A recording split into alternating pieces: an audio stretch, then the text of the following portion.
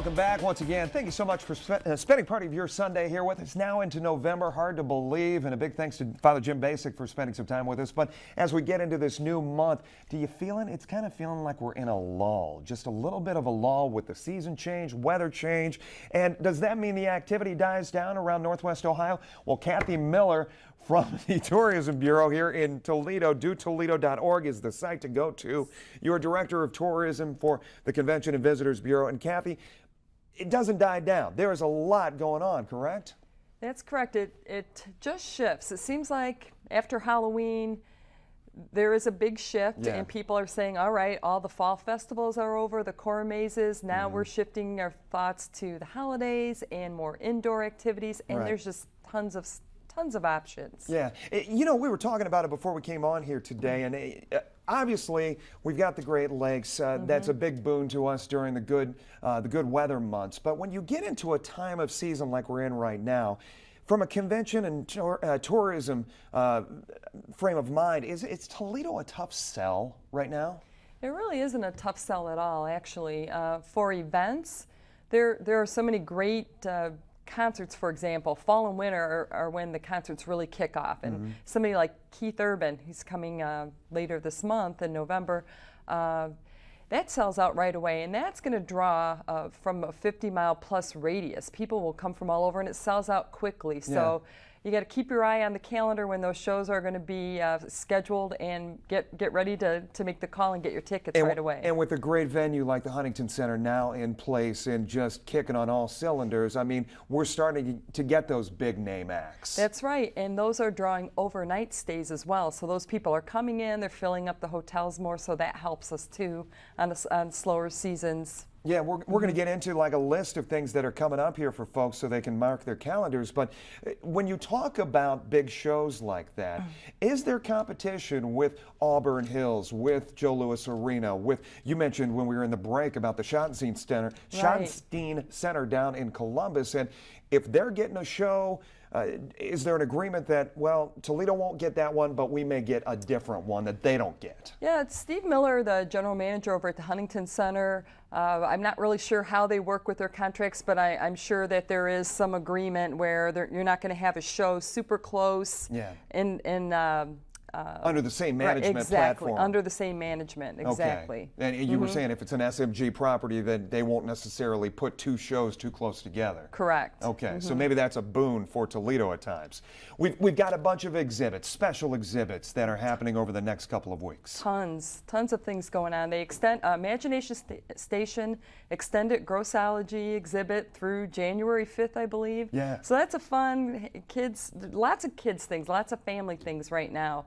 I don't want to leave out the Toledo Museum of Art. They have an awesome exhibit, Fresh Impressions. It's Japanese prints, and that is expected to draw people from not only regionally, but internationally they're looking at. No kidding. Yeah, so that's a huge exhibit coming up. And as you said, and people start thinking about the economy and how things are down, but when you have these great assets, these great art possibilities as far as the arts here in town, you're talking overnight stays for these as well. Exactly. And obviously restaurants getting the dollars too. That's exactly right. It all filters down. You've also got another exhibit at the Toledo Museum of Art, Perry's Victory, the Battle of Lake Erie. And then, of course, at the end of the run, well, not even in the end, the middle of the month, you got the Toledo Zoo doing something that everybody's familiar with. Right, the Lights Before Christmas. It starts on November 15th. It runs through the end of the year. I think they even do a little after the first of the year, a little extended version of it for people to come in. You talk about, we get tunnel vision sometimes because we're so used, we get spoiled. Lights Before Christmas, one of those things, but is it still a draw when it comes to tourism? Well, absolutely, and I can vouch for that because I work with the bus group, so I talk to tour operators directly. They contact me, hey, I'm bringing a group in. A bus can hold 50, so they can have anywhere from 30 to 50 people coming in. I need holiday-related events. For example, they'll want to go see the Lights Before Christmas and then take them to see Jim Brickman concert at the Stranahan. Yeah. That'd be a perfect package. Then they have to eat, too. So they have to go to a restaurant that can handle that size of a group. We have lots of those. That's exciting. The Brickman concert coming up in December. We talk about sports. Obviously, the Toledo Walleye just dropped the puck on their season for this year. Once again, a great venue down at the Huntington Center. You talk about Toledo football, not to forget Toledo basketball, University of Toledo basketball, even Bowling Green for that matter. I know we don't want to send people down to Bowling Green when you're talking Toledo, but this is a regional effort. We sell regionally. We're happy with that. And then the Glass City Rollers, which sometimes get forgotten. That's true, and that's a really fun sport. If you've never been down to the Seagate Center, that's where they hold their bouts. But the Glass City Rollers, the girls are out there. They have fun names. They get into it. The teams come in. Most of them are regional teams. It's a good time, and people should go out and check it out. And you actually call them bouts. Interesting.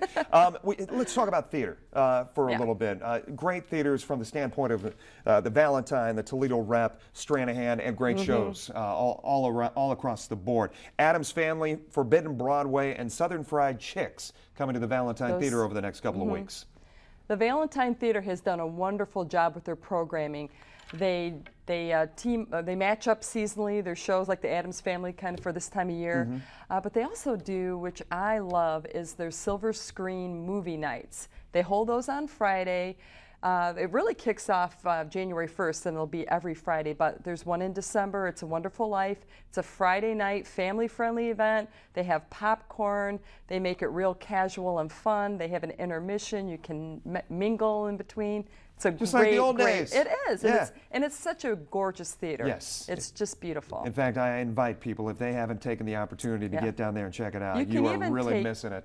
Tours too. If you had people in town, they'll even open up and give you a little tour. Yeah, show it off. The Toledo Rep, Village Players, Stranahan Theater bringing in not only Ron White, comedian Jerry Seinfeld at the end of the month for a return visit, but also the beginning of December, Broadway show Warhorse. Yes, that's huge. That's really popular on Broadway. And a lot of people may not be familiar with the show because it is a newer Broadway show, but it's supposed to be excellent, really heartwarming story.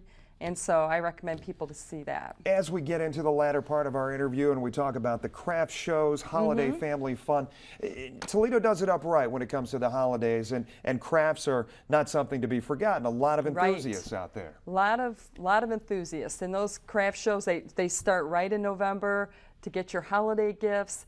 They have a couple at the Rec Center. They still hold events, and Franciscan Center has one, the Great Hall at the Stranahan.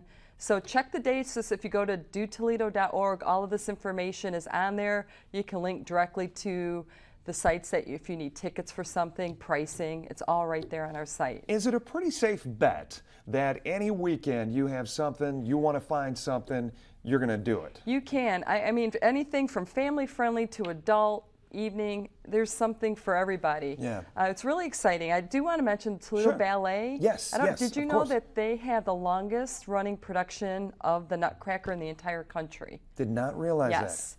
Also, the Ballet Theater of Toledo, they do their production as well at the Valentine, and then Toledo Ballet does theirs at the Stranahan, so you have two opportunities to see that show. In fact, Thursday morning this past week, Tony Geftis, 13 ABC reporter Tony Geftis, bringing up the opportunities to play Mother Ginger once again, which he has done, but we will leave it at that. Kathy, thank you so much. We covered a lot in a short amount of time, but once again, if you want to go to Toledo, dotoledo.org is the place to go to read up on these events which are coming up. We'll be right back right after this. It's your